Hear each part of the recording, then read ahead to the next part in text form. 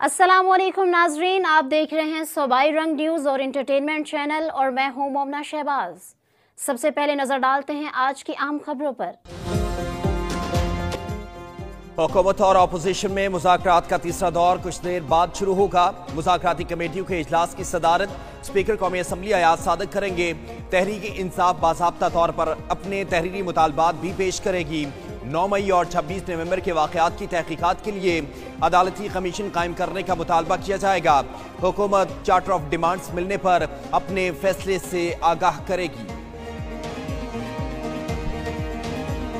पाकिस्तान को जिस चीज़ ने इस वक्त अपने एक सियासी अदम इस्तेहकाम ने अपने हिसार में ले रखा है, उससे मुल्क की मईशत भी तबाह हो रही है और उससे मुल्क में एक गैर यकीनी सूरत हाल है।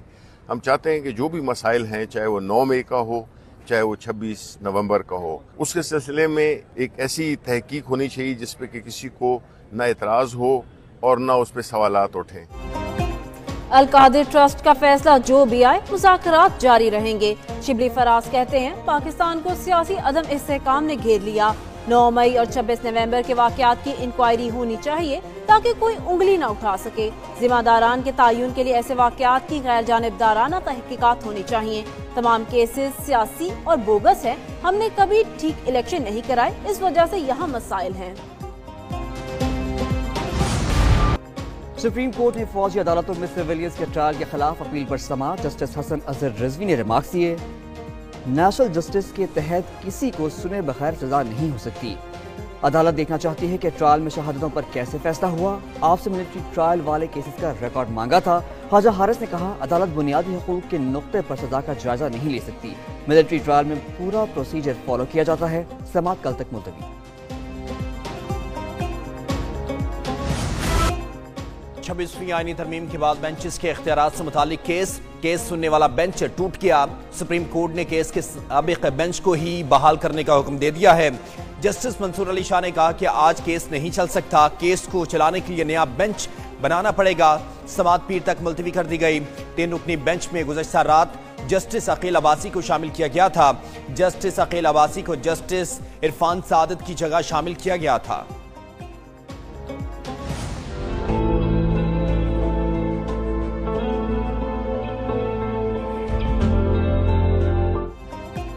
वर्ल्ड इकोनॉमिक फोरम ने ग्लोबल रिस्क रिपोर्ट 2025 जारी कर दी।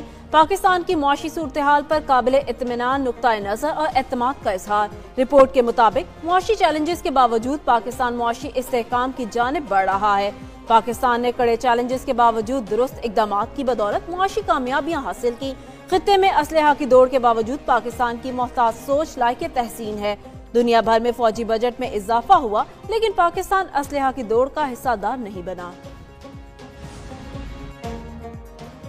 वज़ीर आज़म शहबाज शरीफ की ज़ेर सदारत छोटे और दरमियाने दर्जे के कारोबार के उमूर पर जायजा इजलास। वज़ीर आज़म की छोटे कारोबार के लिए वज़ीर आज़म यूथ प्रोग्राम के तहत कर्ज की रकम 15 लाख करने की हिदायत। कारोबार को सहूलियात की फराहमी के लिए तफसीली सर्वे जल्द मुकम्मल करने का कह दिया। बोले कारोबार को दी जाने वाली सहूलियात को आलमी तकाज़ों से हम आहंग किया जाएगा। मुल्क में रोजगार के मजीद मौके पैदा करेंगे।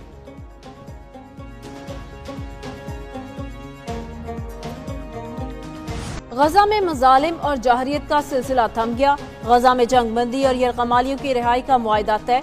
कतरी वजीर आजम शेख मोहम्मद बिन अब्दुर्रहमान ने कहा मुआहदे पर अमल दरामद 19 जनवरी से शुरू होगा। सालसों और आलमी बरादरी को देरपा अमन के लिए काम करना चाहिए। मुआहदा यरगमालियों की रिहाई का बाइस बनेगा। गजा में जंगबंदी का अमल 3 मराहिल पर मुश्तमिल होगा। पहले मरहले में 33 इसराइली और 50 फलस्तीनी कैदी रिहा होंगे। इसराइल गजा के शहरी इलाकों और रिफा बॉर्डर से पीछे हटेगा। दूसरा मरहला जंगबंदी के 16 रोज बाद शुरू होगा। तीसरे मरहले में गजा की तामीर नौ के मामला तय पाएंगे। जंगबंदी मुआहदे पर फलस्तीन और इसराइल में जश्न। गजा में फलस्तीनियों की बड़ी तादाद जमा। आज़ादी के नारे। गजा के तबाह हाल इलाके खान यूनिस में खुशी की लहर। फलस्तीनी शहरियों की बड़ी तादाद सड़कों पर निकल आई। फलस्तीनियों ने नारा तकबीर बुलंद करके खुशी का इजहार किया। फलस्तीनी शहरियों का कहना है कि आज़ादी की कोशिश जारी रहेगी। इसराइल में यरगमालियों के अजीज व अकारिब खुशी से निहाल।